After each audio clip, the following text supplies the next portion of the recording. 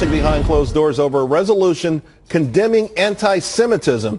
It was sparked by controversial remarks made by freshman Democrat Ilhan Omar. Now, House Majority Leader Steny Hoyer says there's no guarantee there will be a vote on that this week. Welcome, everyone. I'm Charles Payne in for Neil Cavuto, and this is Your World. Democrats scrambling to rewrite the language in that resolution after Congresswoman Alexandria Ocasio-Cortez came to the aid of her embattled colleague. Now, Democrats want any reference to Omar taken out of that resolution. Critics say the party is botching it big time. Is former Democratic vice presidential nominee Joe Lieberman one of them? Well, we're going to ask him. But first, to Peter Doocy. He's on Capitol Hill with more on these fast-moving developments. Peter. Charles, Democrats were supposed to vote to condemn anti-Semitism today, but they didn't have the votes, and it's not clear that they will at any point for the rest of the week. And this did all start with comments made by the freshman Democratic Congresswoman Ilhan Omar. Congresswoman Omar, it seems like there's some confusion among your colleagues. Are you anti-Semitic? Congressman, that's my only question. Just would you support the resolution condemning anti-Semitism and other forms of bigotry? She kept quiet, but some of her Democratic colleagues had a lot more to say. Because you have some members who either repeatedly or individually continue to use anti-Semitic tropes, and I'll give them the benefit of the doubt and say it's unknowing, then apparently we do need to put a resolution on the floor that educates people about how harmful and hurtful anti-Semitism is. Some other Democrats are now reportedly trying to blame President Trump for a souring of the national discourse, but the president tweeted this a little while ago. It is shameful that House Democrats won't take a stronger stand against anti-Semitism in their conference. Anti-Semitism has fueled atrocities throughout history, and it's inconceivable they will not act to condemn it. And Republican Congressman Lee Zeldin can't wrap his head around the idea that Democratic leadership can't come up with enough votes to pass a resolution or even bring one to the floor condemning anti-Semitism. This should not be that hard. It actually should be very easy for all of us to stand united, bipartisan basis, condemning anti-Semitism, naming names, and in my opinion, I think you really need to remove Ilhan Omar from the House Foreign Affairs Committee. So now Democrats are behind closed doors rewriting this resolution to condemn all kinds of prejudice, but it's unclear if what they come up with will have enough support to bring to a vote. Charles. Peter, thank you very much. We're going to get reaction to all of this from former Democrat vice presidential nominee Joe Lieberman. He is here in just a moment, but first this. Our capacity is already severely restrained, but these increases will overwhelm the system entirely. This is not a manufactured crisis. This is truly an emergency. Department of Homeland Security Secretary Kirstjen Nielsen with a dire warning for Congress today in the aftermath of a new report showing more than 76,000 illegal immigrants crossing the southern border last month. The Fox's Mike Emanuel on Capitol Hill with the latest. Mike. Charles, good afternoon to you. Today, the Homeland Security Secretary was put on the hot seat about a tough Trump administration immigration policy. Were you aware that the zero tolerance policy would lead to minors being separated from their parents, yes or no? As we increase consequences for those who break the law, just as yes, everywhere. Look, I have such limited time, Madam Secretary. Okay. I'm sure you can appreciate that. As a consequence for a parent going to jail, we in this country do not take the children to jail. Then there were questions about President Trump's announcement of a national emergency at our southern border. A key Democrat asked to see some of the information Secretary Nielsen provided the president. I think members of Congress are due classified information, and there's a question of confidentiality or privilege. I'm not sure what you're exerting here, but I would offer that... It's not mine to exert or right. waive. So I would say that I would want the material that you had provided to the President of the United States to make his decision. There was also a Senate Judiciary hearing today where lawmakers tried to drill down on some of these hot button immigration issues with the Commissioner of Customs and Border Protection. Texas Senator Ted Cruz asked about abuse of children. If a child is in the custody of a human trafficker or a narcotics trafficker, how frequently are you encountering physical abuse or sexual abuse of those children in the custody of traffickers? It's unfortunately a very common occurrence. Administration officials say that's part of the reason why the system needs to be changed in order to protect some of the most vulnerable being brought to this country. Charles?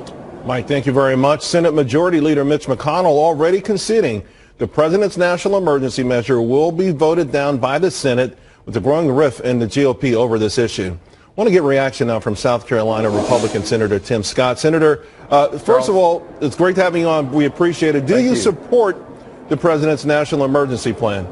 100%. Here is the closest thing to common sense you can find in Washington, D.C. Our nation is looking at a national emergency on the southern border. We have a chance to act, and we should support our president in acting. The numbers are through the roof, even though we just saw last month one of the highest increases, and frankly, even this fiscal year, 5 months into it, we are at a level of 2018 for all of FY 2018. So 5 months compared to 12 months, we're already at the same numbers. This is an emergency. It's undeniable to anyone who's paying attention to our southern border. You know, it's interesting, Senator, because a lot of media outlets and some opponents of this were actually using fiscal 17 numbers, trying to ignore the jump that occurred last year. But to your point, this has become an even greater crisis. It's hard to deny that, and yet in your own party, a lot of your colleagues have an issue with going this particular route. I guess they've weighed the need to address this against their worries that maybe future presidents may abuse this same ability. Charles, the Pandora's box is already open. Anyone who thinks that an inaction by this president will lead to an inaction by a Democrat president, they're living in an alternate universe. There's no question in my mind that the Pandora's box has been opened as it relates to the use of emergency declarations for multiple uses. Here's what we do know. Congress, if we don't like the power that we've given the president, pull it back. But today we know the president is acting within his powers, and he's acting within national interest. There is a crisis on the border, and if we want to do the best we can for families coming to our border, we're already working on ways for folks looking for asylum to do so in their own countries. We can have a very compassionate approach and protect our sovereign borders. And yet we've had 4 declared Republicans who say that they'll vote against this. The number was 10 yesterday of potentials who might. Then this morning I read somewhere where maybe it's 15. We're lurching close to a 20 number that would overturn the president's veto. It'd certainly be more than embarrassing. When you have conversations with your fellow Republicans who are either on the fence or said they're going to vote against this, how do those conversations go? You know, Charles, the conversations fall in one of 2 tranches. One is whether or not the president has the power to declare this emergency, and should he? And the second one is there another equation that gets him the money he needs? Here's what we know. The president has the power, number one. Number two, I think there could be another scenario, but that scenario is being fought over. I do not believe that there are 67 senators to override a presidential veto.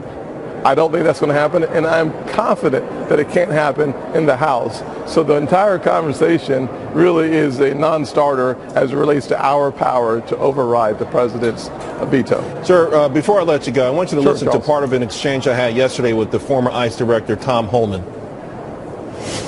ICE should be out there right now, nationwide operation, look for all these family members that have had their due process in court in front of a judge, have been ordered removed. They need to execute those orders, because if those orders don't mean anything, there's no integrity in the system. They ought to do so you're saying start to round people up? For people who had due process, that's exactly what I'm saying. The Democrats stood on the border saying they have a right to claim asylum. They have a right to see a judge. I agree. But once you've seen the judge at great taxpayer expense, billions of dollars spent on this process, if that final order is saying you must go home, if that means nothing, if that's not executed, then there's no integrity in the entire system. That's why they keep coming.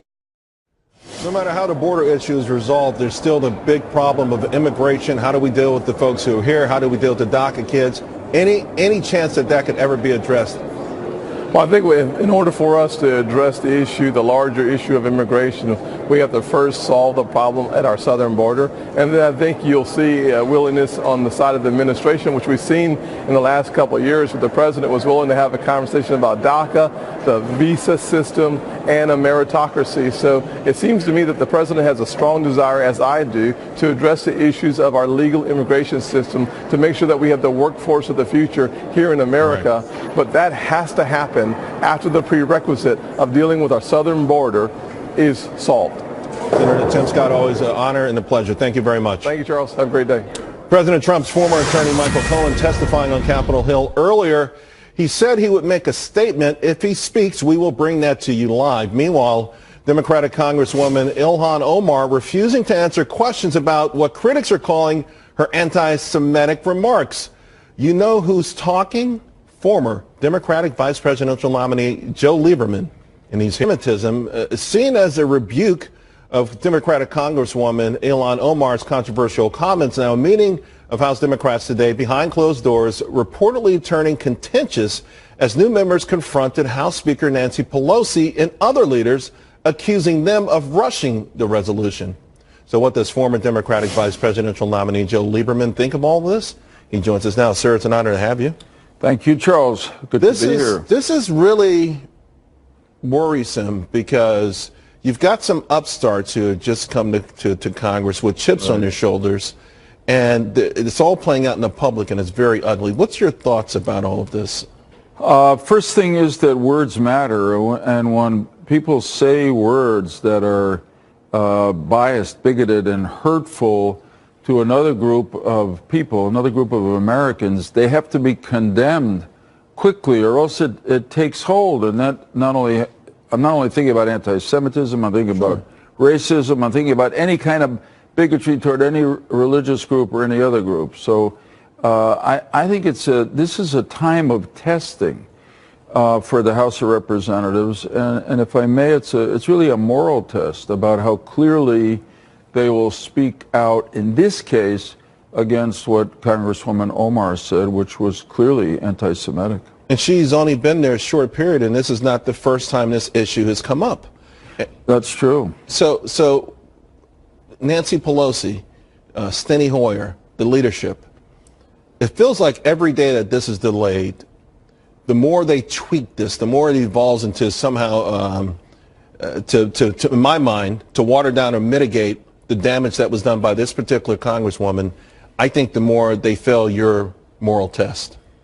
Well, that's why I think it's really important for the House to act, and to act directly. I mean, it sounds like the resolution that they're drafting now, which was originally against anti-Semitism, although clearly it was engendered by what Congresswoman Omar had said, is being broadened to be also a statement against anti-Muslim bias. Of course, we should make that statement, but I think the House could do better. And if it was up to me, I'd say, okay, put out a foundational resolution condemning all forms of bigotry, and particularly saying that if members of the House of Representatives, elected members of Congress, get involved in that kind of bigotry, they're going to be specifically condemned by their colleagues who won't tolerate it, and then to pass another resolution if they want, specifically condemning, criticizing Congresswoman Omar for her anti-Semitic comments. That's the best way to deter the next member of Congress of either party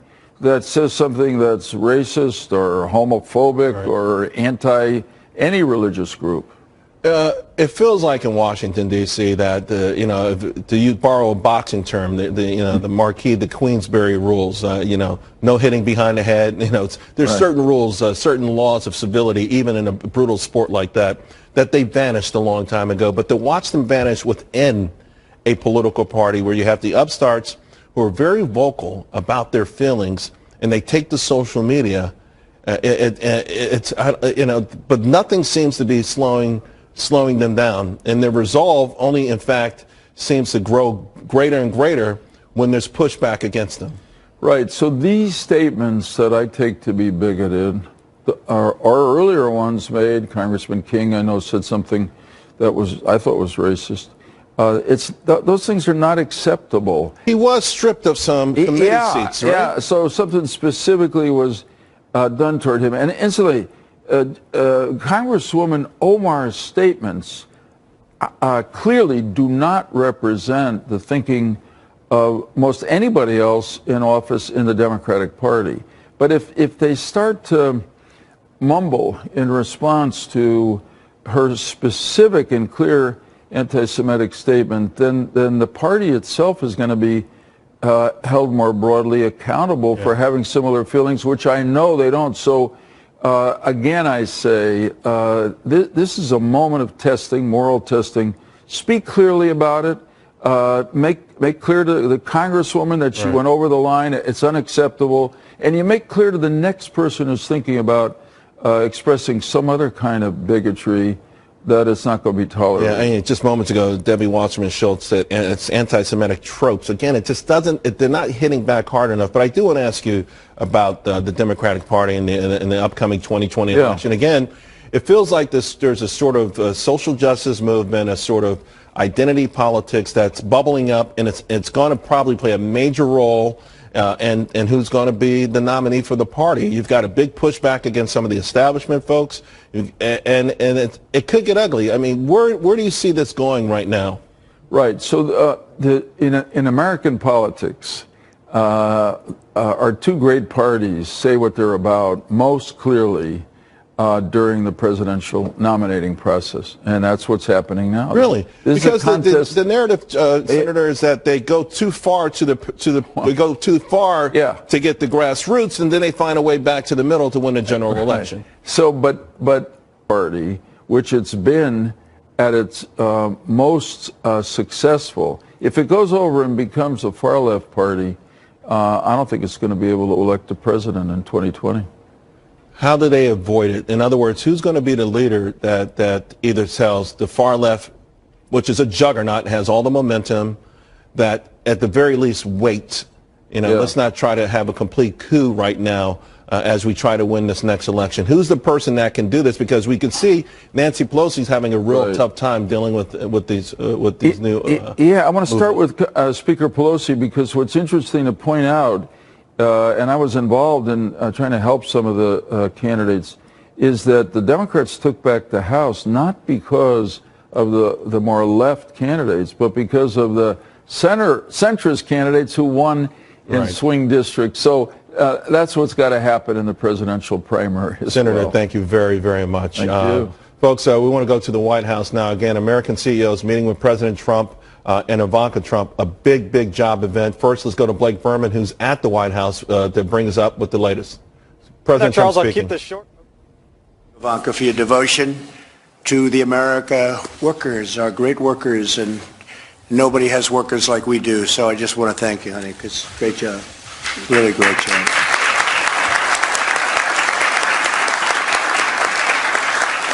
She works very hard on this, I will say, and she's created a lot of happy families, because you're going to be up to close to 7 million people pretty soon. You are very responsible, along with many of the people at this table, and I'm going to ask, I think, for you, maybe before I even speak, to go around the table, because this is such a distinguished group, and just introduce yourself. We have a few of the media back there, and just a small group, Tim. Sometimes you have to see some of these groups. It's pretty amazing what they do. They break down the walls and the windows and everything else in order to get in. But we have great representative media back, and I thought you should really take some of the credit for what you've done. And I'd maybe like to start with Tim Cook, who's done such an incredible job at Apple, become a friend of mine, and he's a friend because he does a great job. I mean, we want to get things done. Employs so many people, brought a lot of money back into our country because of the new tax law, and he's spending that money very wisely and just done an incredible job. So, Tim, maybe you could just start, please. Sure. Thank you, Mr. President.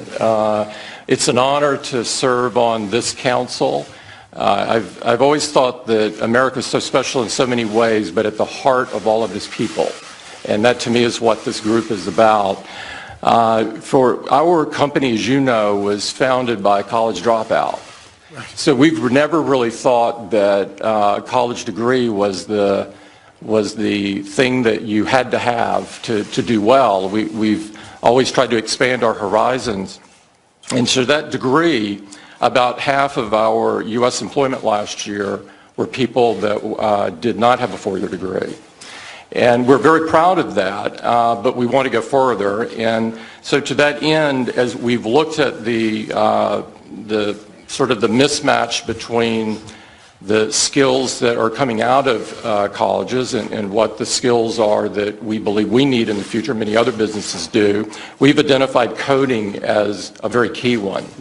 And we believe strongly that it should be a requirement in the United States for every kid to have coding before they graduate from K-12 and become somewhat proficient at it. Right. And so we've done a curriculum now and provided it to all schools in the United States. 4,000 have picked it up.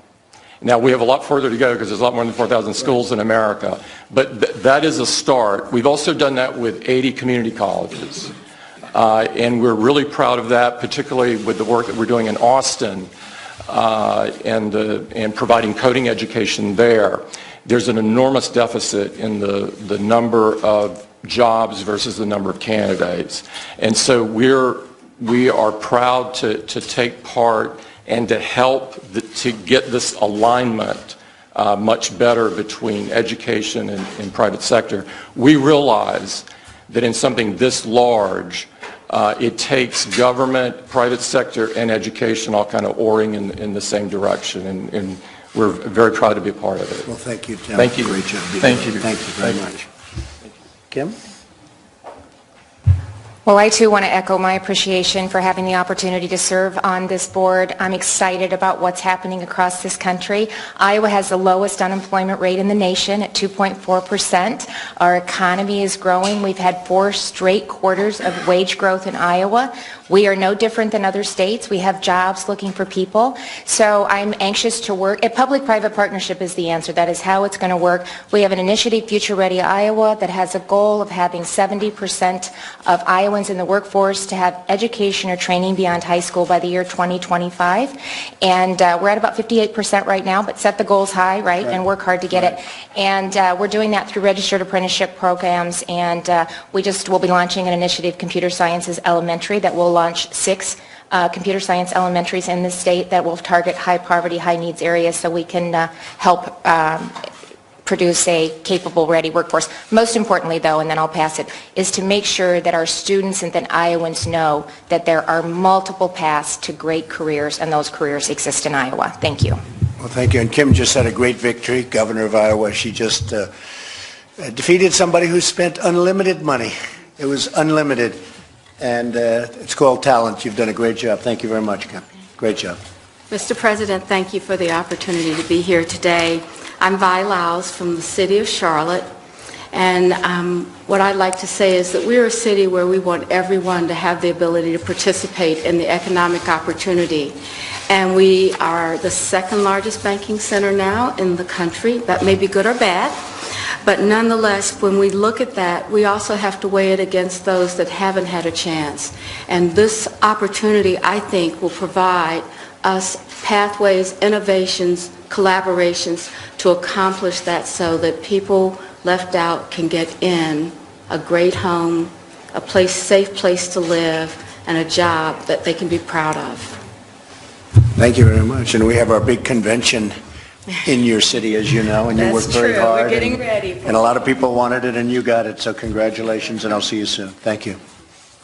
Mr. President, Sean McGarvey with North America's Building Trade Unions, and I too want to thank you for the opportunity to work with terrific co-chairs and colleagues around this table on issues that are really important to the building trades.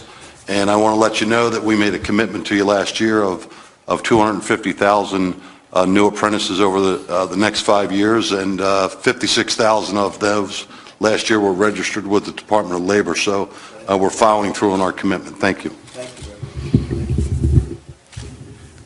Mr. President, Jay Box from the great state, great Commonwealth of Kentucky, representing 4.3 million people, and more particularly representing the 16 comprehensive community colleges in our 73 campuses around the state. And in Kentucky, we are committed to speeding the time to a degree and a credential, because we know the workforce needs us to turn out our workers faster. And so we like to say, instead of a career pathway, a career freeway with many on-ramps and exit ramps, so that students can come into our institutions at any time and exit once they get a credential and right into the workforce and later on they can come right back in for further skill training. Thank you. Mr. President, nice to see you. I'm very pleased to be here. This project addresses itself to the two fundamental challenges we face in the business community and in our society. That is, people without jobs and massive numbers of jobs without people.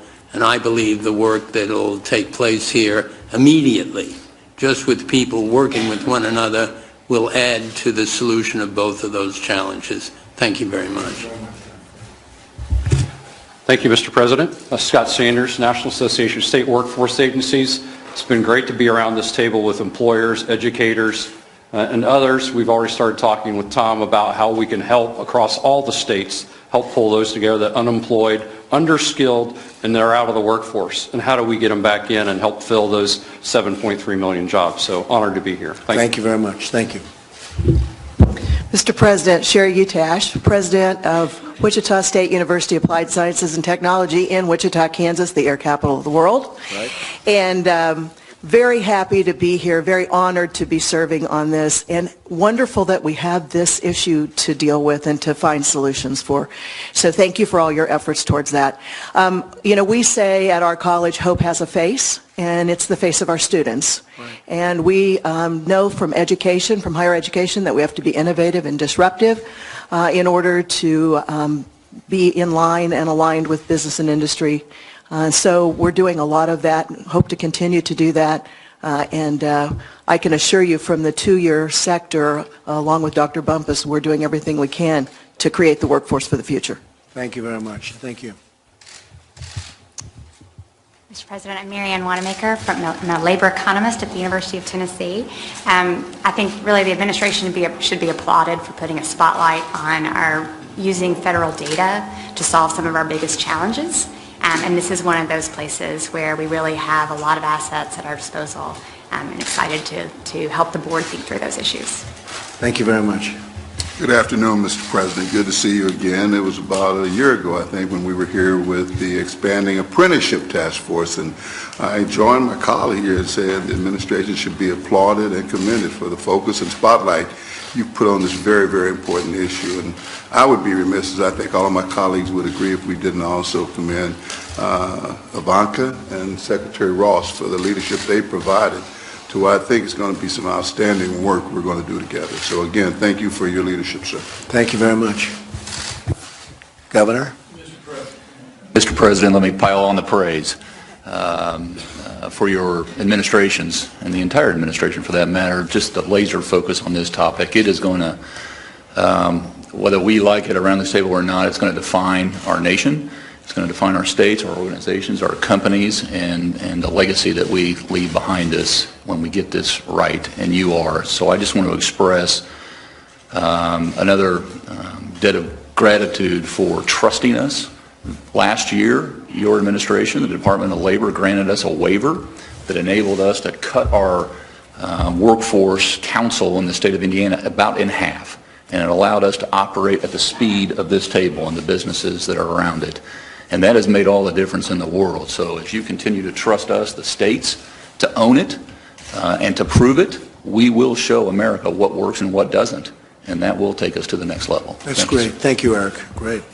Mr. President, Marilyn Houston, Lockheed Martin, I just again want to tell you how honored I am to serve on this advisory board, but also to commend you and your administration for your focus on getting American workers prepared for the future advanced economy that we're in. It's not just about today's mismatch and things we not work on today, but it's getting us prepared for continued economic growth. What you've done to enable us with tax reform, with regulatory reform, has helped us to reinvest in our businesses, to reinvest in our workforce, and we thank you for that and commend you for that. Thank you. Thank you, Marilyn. How is the F-35 doing? It's doing great, sir. Because I spoke to... Folks, you've been watching President Trump and the advisory board, a mix of top-level CEOs and representatives from several states all talking about working together and to even help the economy more. I want to go back to Blake Berman, who is at the White House, with more on this. Blake.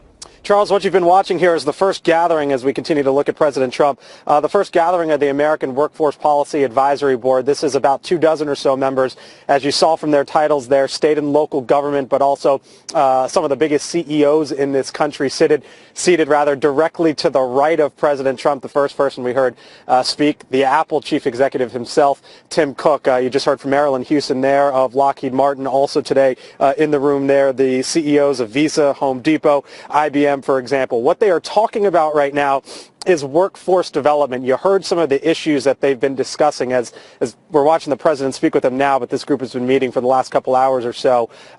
Data transparency is one thing. Essentially, if you're looking for a job, making sure that you have the best available data at your fingertips, as we just heard that economist talk about. Also trying to modernize candidate recruitment. This is a part of the workforce development push and change that this administration has been a part of, led, as you can see, seated next to the president, by Ivanka Trump. Charles? Blake, thank you very much. Let's go to former Walmart CEO Bill Simon on this and other developments in our economy. Bill, thanks for joining us. Hey, Charles, how are you? I'm good. I don't know if you were listening at the beginning when Tim Cook began to speak. I thought he was remarkable. He talked about a college degree not being the quote-unquote the thing that you have to have now in this country to do well, and that half of the folks they employed last year did not have a college degree. I mean, this is like music to the ears of a lot of Americans out there. Are you sensing this same sort of shift as well? I am. I also heard Tim say that he proposed that every K through 12 student have some sort of a coding experience, and I think that's terrific. I'd still be in the 11th grade if that were the case, but let's just move on from there. I think it's the right thing to do. That's what's needed in the economy today, and college isn't. You know, that experience, that traditional four-year college experience isn't right for everybody. And the economy now is in a shape where we can find ways to deliver that specialized training that is necessary to be really effective in the workforce, maybe without a traditional four-year degree. So, I really do applaud what he's saying. Apparently also the CEO of IBM is in the room, and she actually coined the term new collar, not blue collar or white collar, new collar jobs. And I think the great thing, Bill, is we are seeing wages go up for the first time in more than a decade for lower skilled or non-supervisory workers faster than supervisory workers. And we're going to get data on Friday that may suggest that continues. So this is something I think people have given up on. Yeah, I think you're right. And, you know, from a very early age, you know, young people have experience with technology, and they're able to learn and do things and learn in a completely different way than the traditional K through 12 and four-year college degree. And I think it's incumbent upon companies and educators to figure out a way to reach these kids and reach the new generation and develop the new workforce. So I applaud what they're doing today. Yeah, my 6-year-old granddaughter can do things with my cell phone. I have no clue how she does it, how she gets to these places, and she does it with relative ease. Before I let you go, a lot of retailers are reporting earnings much better than anyone anticipated. A lot of folks thought maybe the American consumer was tapped out. Maybe that's not the case. Where are we right now with this economy and the U.S. consumer? The consumer's strong, very strong. All the indicators remain in place. Gas prices are low. Wage growth is in place. We're seeing very low unemployment. Everything is right for the consumer, and you're seeing that in the results that are being delivered. You know, you've got a lot of politicians screaming doom and gloom, and I think they're doing that more for political reasons than economic reasons, but the economy is strong and the consumer is going to carry it, I think, through this year. Bill, it's always a pleasure talking to you. Thank you very much. Thanks, Charles. So is Kim Jong-un back at it? New satellite photos suggesting that North Korea is rebuilding a launch site just days after President Donald Trump walked away from those nuclear talks. So how is the White House is on Capitol Hill? So, Catherine, I understand that Cohen turned over a number of large documents today. So what are you hearing? Okay, so Charles, what we were able to confirm through two separate sources is that Michael Cohen brought records with him today that show edits by the president's attorneys, and these are records that have to do with his congressional testimony about this 2016 Moscow Trump Tower real estate project. One of our contacts reports, however, that the original date in the original draft by Cohen is January 2016. And that's important because it undercuts claims that Cohen was directed by the president or his lawyers edited the congressional testimony to make that date January, when in fact the talks continued for months longer. And the reason that matters is because Special Counsel Robert Mueller prosecuted Cohen over this particular lie to Congress. Remember, there was this key piece of testimony from the public hearing with Cohen last week. This is a pretty breathtaking claim, and I just want to get to the facts here. Which specific lawyers reviewed and edited your statement to Congress on the Moscow Tower negotiations, and did they make any changes to your statement? There were changes made, additions. Jay Sekulow, for one. So the other issue that they're drilling down on today, Charles, is this guy Felix Sater. Felix Sater is important because he's a Russian-born business associate. He was part of the marketing team with Cohen for the 2016 Trump Tower project, and he's going to be up here on the Hill March 14th for public testimony on this particular issue. But again, what we learned through our reporting today is that Cohen brought records about his congressional testimony, but this key date, January 2016, was in Cohen's original draft, and that would indicate that, again, it was his idea, or he initiated making a false statement to Congress on the timeline, Charles. Well, Catherine, that's a bombshell. Thank you very much. A member of the House Intel Committee, Republican Congressman Chris Stewart, joins us now. So, Congressman, I hope eventually we get all of this information out, but this latest piece of information, again, Michael Cohen says he's an admitted liar, but it doesn't do his testimony, the public testimony, it doesn't help that at all, does it? Well, not a lot. And of course, everything that Mr. Cohen says, you have to look through the prism of, is he telling us the truth? You have to look at other statements from other witnesses, other information that you do have. And as you know, I can't speak specifically about what we learned today. It was an executive session. It was classified. But I would make this point, and I think this is perhaps the most important thing I can say to you. Do you think that after 15 months of a Republican House investigation, 24 months of a Senate Intel investigation, the Mueller investigation going on something like 2+ years, hundreds of reporters desperately looking for information, do we really think that Mr. Cohen is going to come in and in day 4 of his testimony tell us something that changes the whole narrative on collusion or conspiracy or obstruction?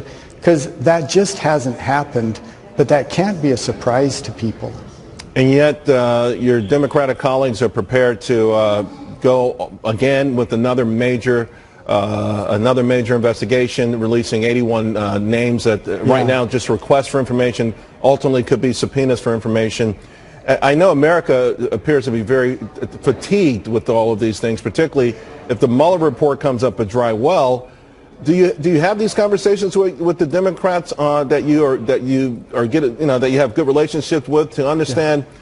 When will you start to see more, perhaps, legislation and not investigations on Capitol Hill? Well, I have had some of those conversations, but their base their base just hates this president so much they can't turn away from that, and they can't disappoint them. But look, they do at some point. They're going to have to legislate. They're going to have to do something other than this. And I think there's 2 other points. Number one is, you're right. People are not only tired of this, I think they're exhausted by it. They've been hearing it for more than 2 years, and yet at the end of the day, they say, for what? I mean, what have you done for that we would be terribly troubled by? And the second thing is this: because they don't find evidence on obstruction or collusion or conspiracy, then they just blindly say, well, let's go look at finances then. Maybe we'll find something about finances. And a lot of people feel like I do, that's just fundamentally unfair. There's no accusation of a crime or wrongdoing. No one is accusing the president or his family of any financial crime. And yet they're indicating, hundreds of subpoenas, hundreds of witnesses that I think they're potentially going to call.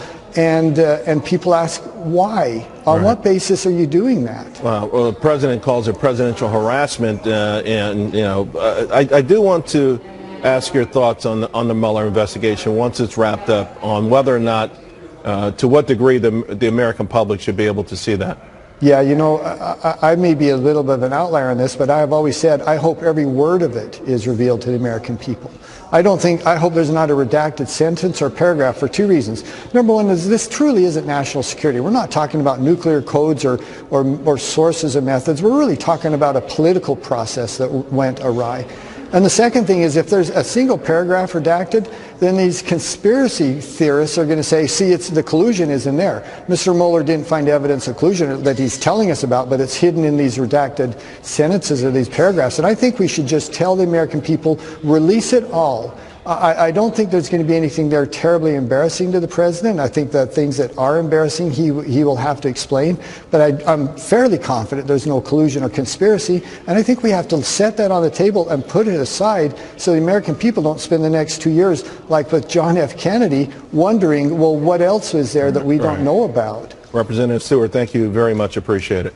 Thank you. I'm going to go to Real Clear Politics. A.B. Stoddard on all the political fallout from all of this. A.B., thanks for joining us. You know, of course, the story has changed. It twists and turns almost every single day. Where are we right now with respect to the potential political fallout for this? And I ask you that because some of these recent poll numbers in the midst of all of this for President Trump have been going higher. Right. His approval rating is higher. The number of Americans who want impeachment is not even close to majority, so a strong majority of Americans don't want to see any impeachment proceedings. But the number of Americans who believe the crimes might have been committed before office is high. It's 45% in a Quinnipiac poll of belief that the president committed crimes while in office, which is pretty high, and the desire to see investigations is a majority. So this is a mixed result, and I think the Democrats feel after 2 years of no oversight over the administration that they are going to go into areas that may not be revealed in a Mueller report that, unlike the recommendation of Congressman Stewart, may not be revealed in full. So that's why you see a continued effort to dismiss impeachment but stick with oversight hearings. By the same token, the Democrats spent a lot of time and effort to bolster the Mueller investigation. They praised Mueller, his career, his credentials, his integrity. They've made a lot of bets on this being, that they would find that this was going to be the smoking gun